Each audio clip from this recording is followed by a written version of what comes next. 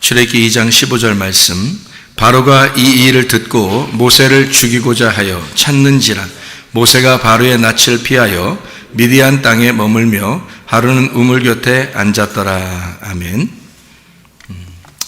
오늘은 특별한 날입니다.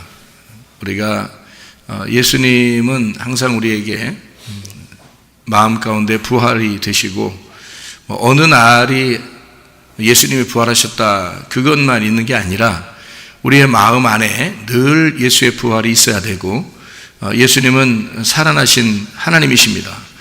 지금도 죽어 있어서 우리에게 역사하지 못하는 그런 하나님이 아니라 지금도 살아계셔서 영원히 우리와 함께 하시는 그런 하나님이십니다. 그러니까 예수님은 도마가 고백했듯이 나의 주시며 나의 하나님이십니다. 이렇게 부활하신 예수님을 그렇게 고백했듯이 여러분과 저도 이런 주님 안에서 이 도마의 고백처럼 우리도 예수님은 나의 주님이시고 나의 하나님이십니다.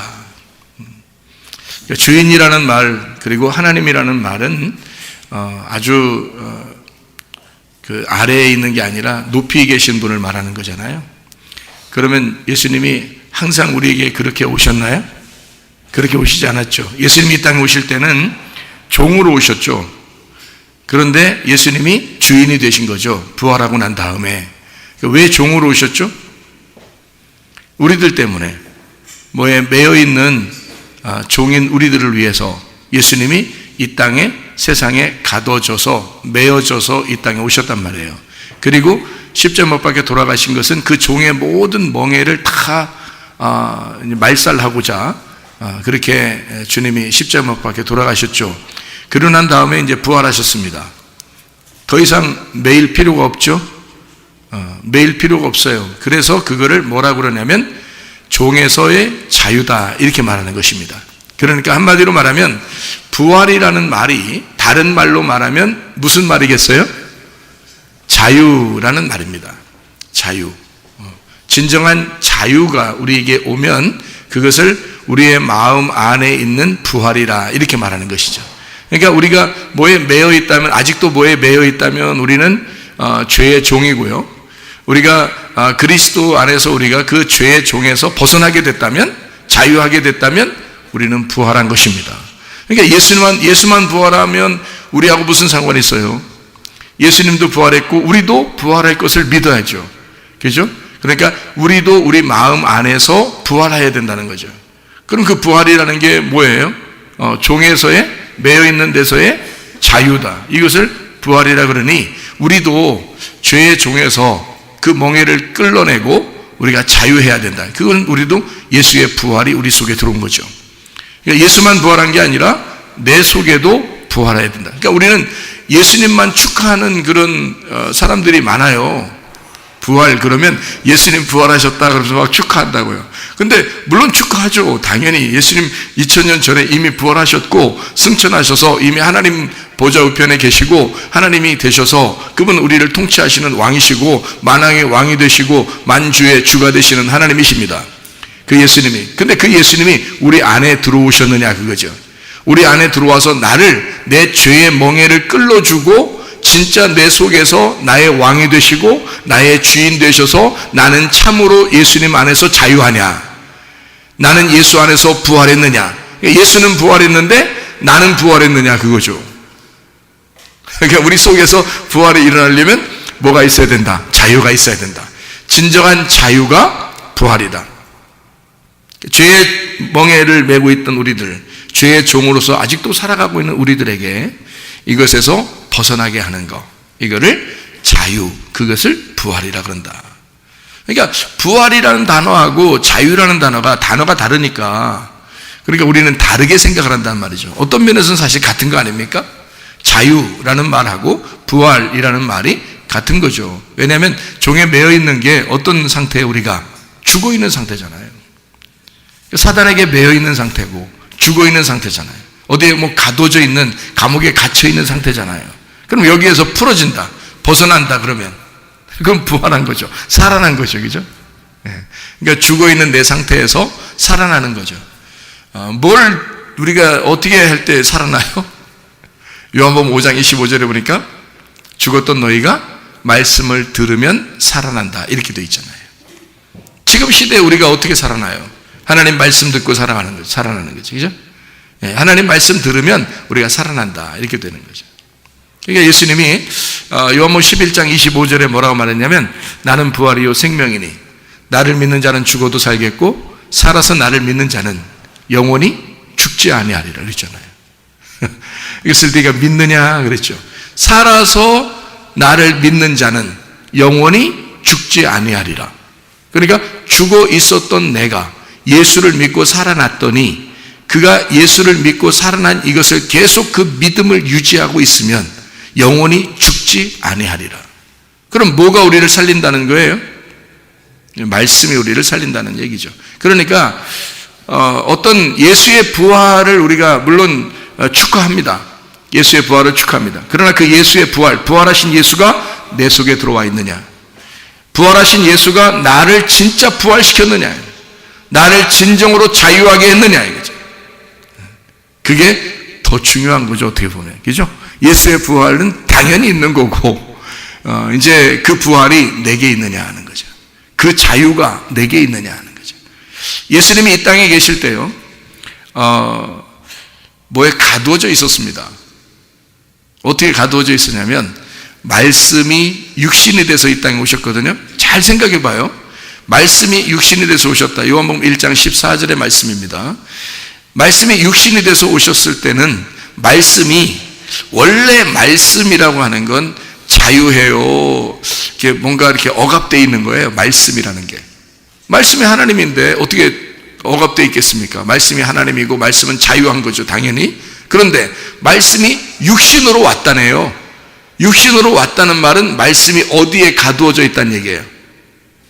육신에게 가두어져 있다는 얘기지. 그렇죠?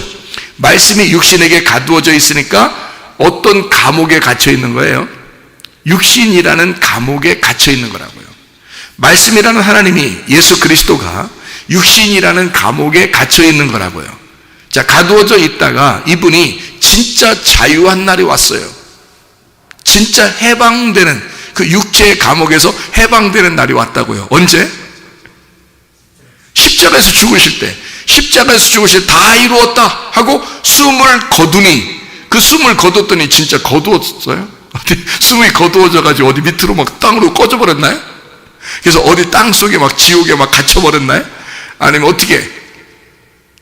숨을 거두었다는 말은 어디에? 숨이 돌아갔다는 말이에요. 자기가 원래 있던 장소로 돌아갔다는 거지. 그렇죠? 그럼 그 숨이 뭐예요? 이 육신 속에 가두어져 있던 하나님의 호흡, 육신 속에 가두어져 있던 하나님의 생명이라는 거죠. 그러면 육신 속에 가두어졌던 하나님의 말씀, 그렇죠? 그러니까 말씀이 육신으로 왔으니까, 그렇죠? 그러니까 말씀이 육신으로 왔으니까 육신 안에 가두어진 말씀, 그 생명, 그 호흡이라는 말이죠. 이해가 되시죠? 무슨 말인가? 네. 그랬더니 예수님이 시험복에 돌아가실 때 다 이루었다 할 때 그때 숨이 거두어지는 거죠. 다시 말하면 있는 그 자리로 다시 돌아가는 거예요. 그러면 뭐가 죽은 거예요? 자, 숨이 거두어졌으니까 숨이 죽은 거예요. 숨은 원래 살아있어요. 숨은 살아있다니까요. 우리가 죽어도 숨은 살아있어요. 어딘가에 살아있다고 얘기죠. 근데 뭐가 죽은 거예요? 육체가 죽은 거라고요. 그러니까 예수의 육체가 죽은 거고 그 숨은 살아있는 거라고요. 그게 돌아갔다 이런 겁니다. 그러니까 창세기 3장에도 보면요, 사람이 흙은 뭘로 돌아간다? 흙으로 돌아가게 돼 있다는 거지. 흙은 흙으로 돌아가게 돼 있다. 그게 무슨 뜻이에요? 쉽게 얘기하면 무슨 뜻이에요? 죽었다 그 말이에요. 죽었다. 흙은 흙으로 돌아가니라. 이게 죽은 거예요. 그러니까 한마디로 말하면 흙은 흙으로 돌아간다는 말이 죽는다는 말이니까 그게 원래 상태로 돌아간다는 얘기예요. 그럼 말씀은 하나님이니까 어디로 돌아가야 돼요?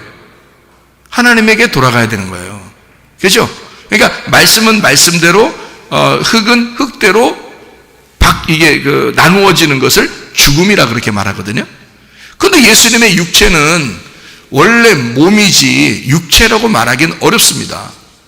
근데 육체로 왔다는 말은 죄를 가지고 왔다는 뜻이고요. 원래는 그리스도의 몸은 하나님의 형상인 몸이에요. 유일하게. 왜냐면 무슨 사람하고 섞인 적이 있습니까? 하나님이 태어날 때부터 사람하고 섞인 적이 없어요. 그냥 배를 잠깐 빌린 거지. 자궁을 잠깐 빌려서 들어갔다가 나온 거지. 실제로 마리아하고 무슨 뭐가 섞였다 이런 게 아니잖아요. 마리아하고 피가 섞였겠습니까? 살이 섞였겠습니까? 생각을 해보세요. 성령에 의해서 잉태가 된 예수가 하나님의 오직 그 말씀으로 창조가 되었다고요. 여러분, 아니 사람은요 다 남자 여자가 둘이 사랑해서 아기가 딱 착상이 돼서 그 아빠와 이 엄마의 그 유전자를 받고 또 세포가 분열해서 이렇게 염색체가 이렇게 딱 이렇게 해서 이렇게 사람이 아기가 생겨나는 거 아닙니까? 엄청 똑똑한 얘기를 하고 있지만 여러분, 이 온 우주 만물이 하나님의 말씀으로 생겨났습니다. 전혀 없었던 것이 우주 만물에 하나님이 생겨라 그러니까 생겨난 거예요. 하나님 뭐는 못하겠어요? 그렇죠? 하나님 뭐는 못하겠냐고. 아니, 하나님께서 직접 그 아들을 만들어서 집어넣었다는데 어떡하겠어요? 모르게 따지냐고. 그죠? 이거 사람은 태어나려면 당연히 이렇게 돼야 되지 않겠습니까? 라고 말할 수 있겠지만, 이 세상에서 배꼽이 없이 태어난 사람들도 있다는 얘기죠. 이 세상에서. 배꼽이 없이 태어난 사람도 있다. 이 세상에서. 누구요? 아담과 하와지. 아담과 하와는 배꼽이 없지. 아니, 우리 배꼽 있는 사람들은 사람에게서 태어나야지 배꼽이 있는 거지. 그러니까 배꼽 없이도 태어나네, 그렇게. 배꼽 없이도 만들어진 게 있네, 보니까 아담과 하와가. 그죠? 배꼽 없어요. 가인부터는 배꼽이 있겠지. 가인부터는, 그죠? 태어났으니까 배꼽이 있겠지만 그 전에는 배꼽이 없다고요. 배꼽은 애기가 태어나야 이게 tet줄 잘라야 이게 생기는 게 배꼽인데, 그렇죠? 그렇게도 만드시는 하나님이 뭘 그렇게 못하겠냐 이거예요. 생각을 해보시라고요. 그러니까 성령으로 그냥 잉태가 되었다 그러면 그걸 믿으면 되는 거지. 섞였냐 안 섞였냐 이런 거 가지고 뭘 따지냐고요. 성령으로 잉태하신 거라고요, 예수님이. 그래서 하나님의 아들로 나오신 분은 사실 죄가 있어요, 없어요? 없어요. 그래서 그리스도를 뭐라 그러냐면 그리스도를 하나님의 몸이라 그러는 거예요. 하나님의 몸이라. 그런데 그분이 말씀이 육체를 입고서 왔다라고 얘기하는 것은 우리라는 죄인들을 입어서 왔다 그 말이에요. 입어서 왔으니까 죽을 땐 어떻게 해야 돼? 벗어야지. 예수님이 육체를 입고 왔으니까 죽을 땐 어떻게? 벗어야지. 그러니까 뭐가 부활하는 거야?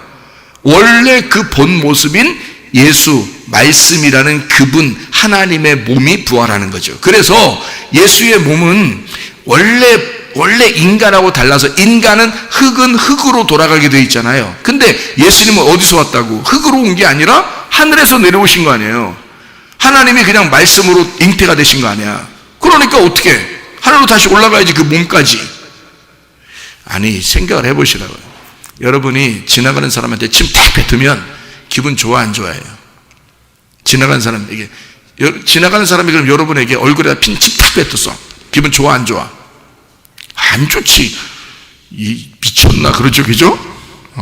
그런데 예수님이 침 뱉은 적이 있어요, 없어요?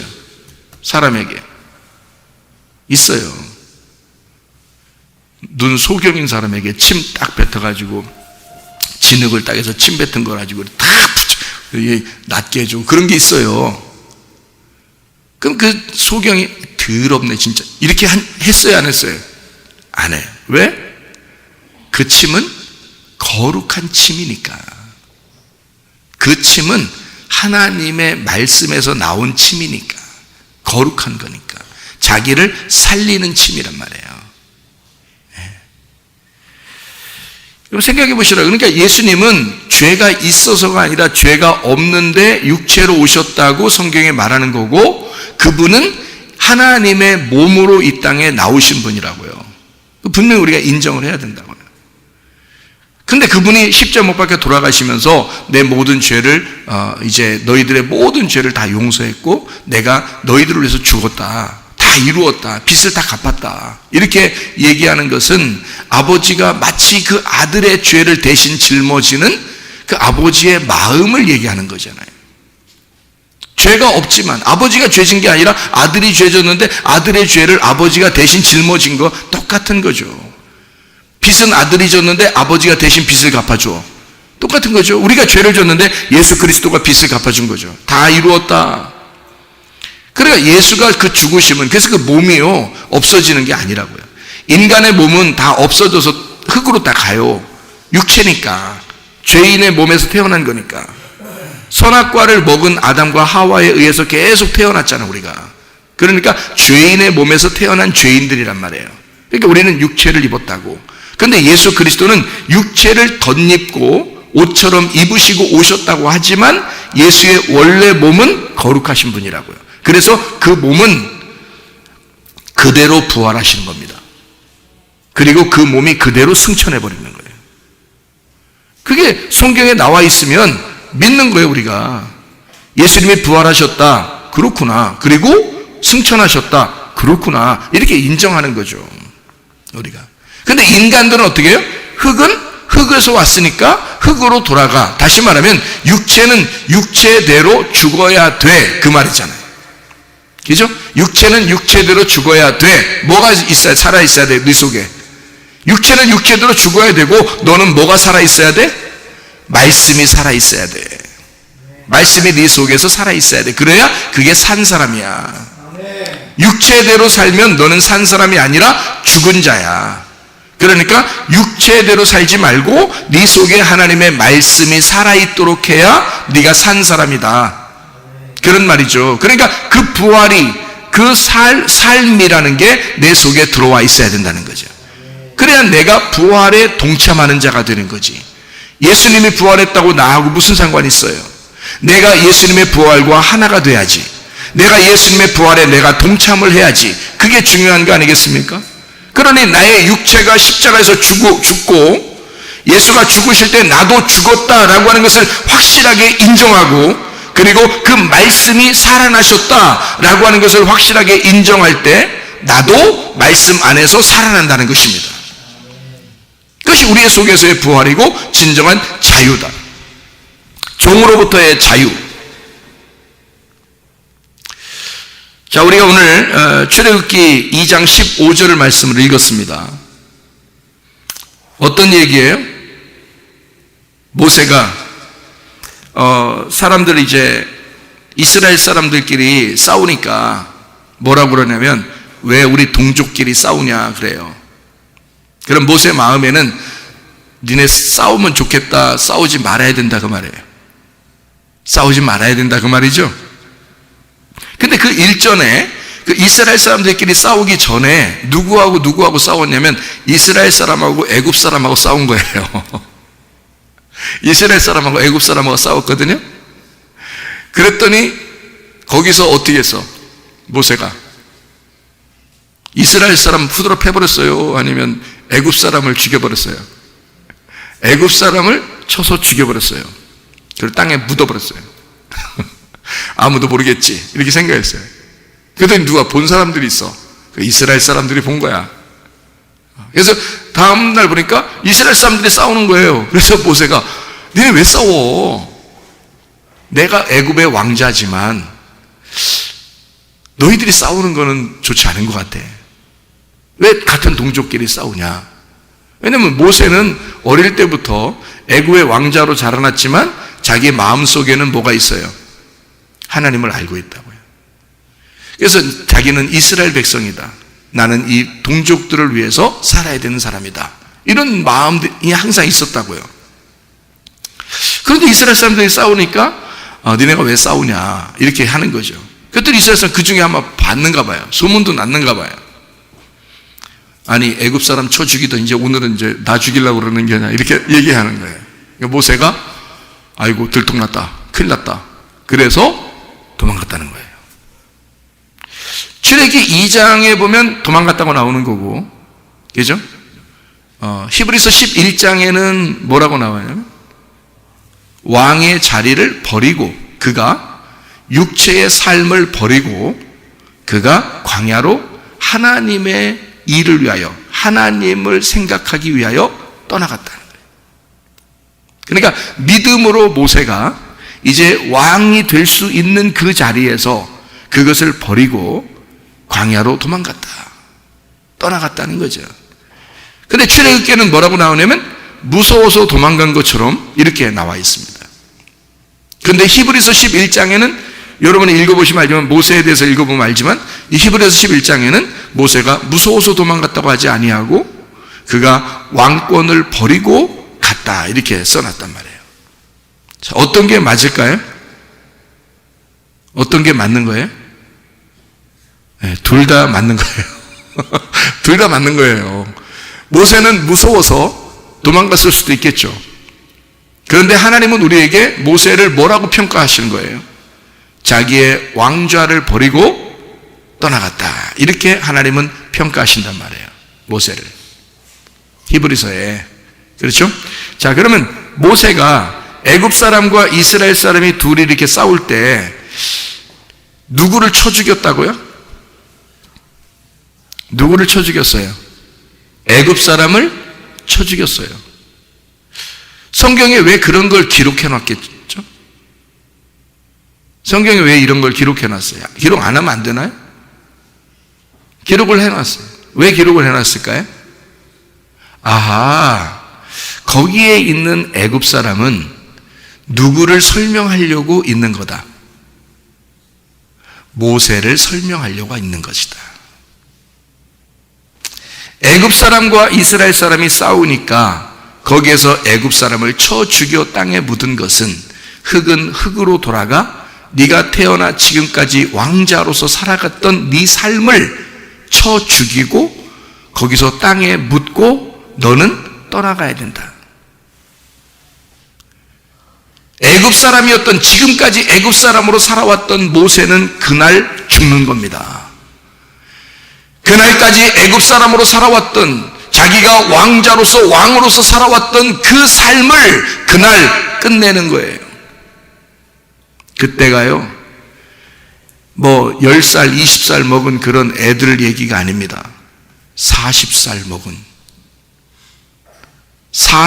먹은 노총각의 이야기예요. 생각을 다 할 수 있을 때쯤, 그가 이제 하나님을 드디어 발견해야만 하는 그 나이가 왔을 때, 진짜 하나님을 발견해야 할 만한 나이가 왔을 때 하나님은 모세를 부르시는 겁니다. 모세를 하나님이 부르시려면 어떻게 해서 부르셔야 돼요? 애굽에서의 모든 삶을 다 청산해야 하나님이 부르시는 거예요. 그래서 거기서 애굽 사람을 때려 죽일 때 하나님은 말리지 않는 겁니다. 왜? 후대 우리들에게 사람들에게 뭐를 설명해야 하니까?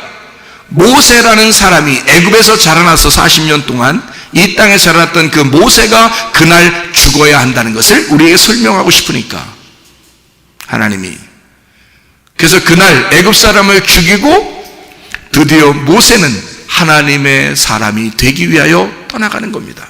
그래서 히브리서에는 11장에 정확하게 얘기하는 거죠. 왕자의 생활을 다 버리고 광야 생활로 고통을, 하나님의 백성과 함께 고통받기 위하여 떠나갔다.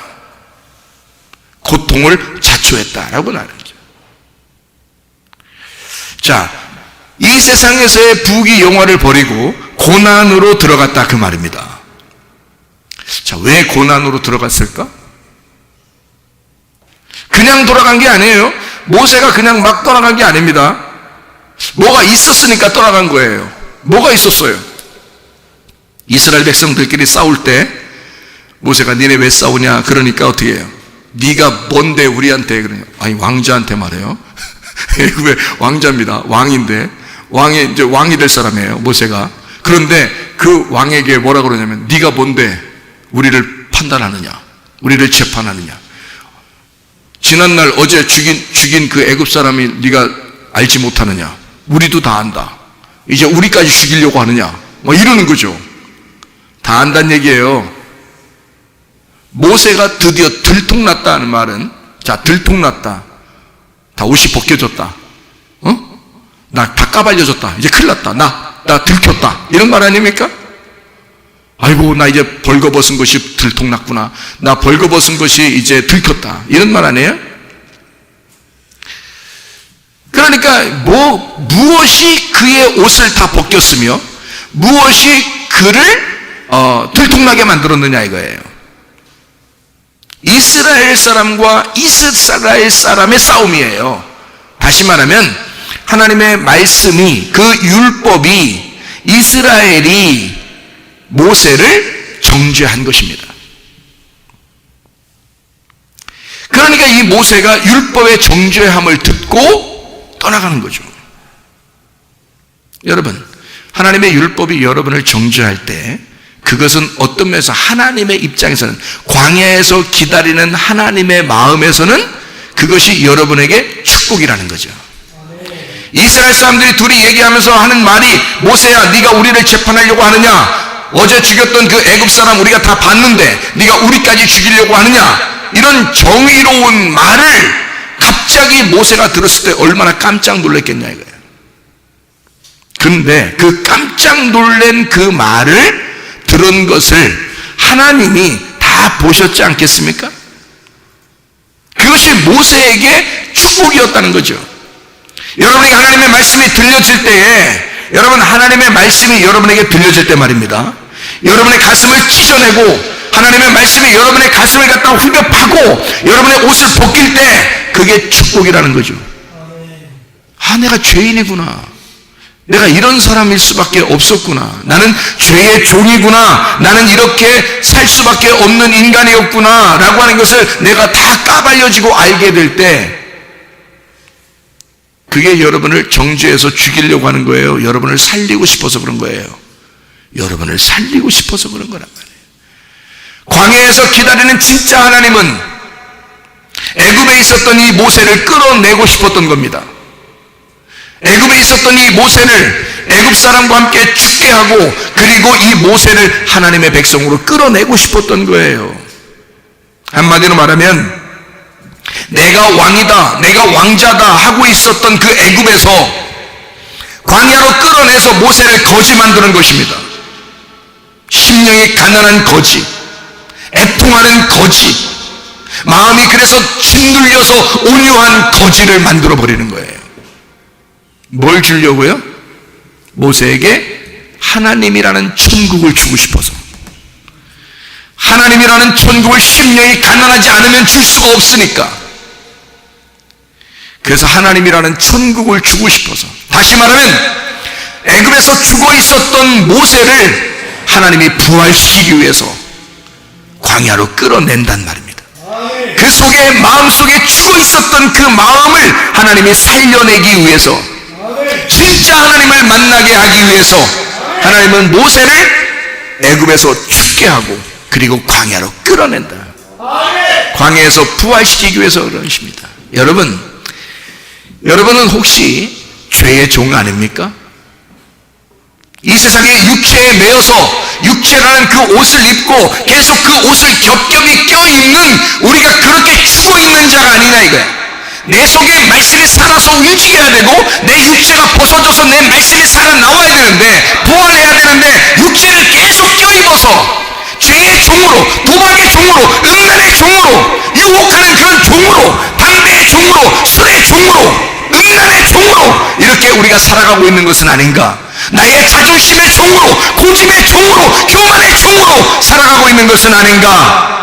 그런 육체를 겹겹이 껴입고 속에는 말씀이 살아나지 못하도록 하는 것은 아닌가? 여러분, 진실로 우리의 옷을 찢어내야 합니다.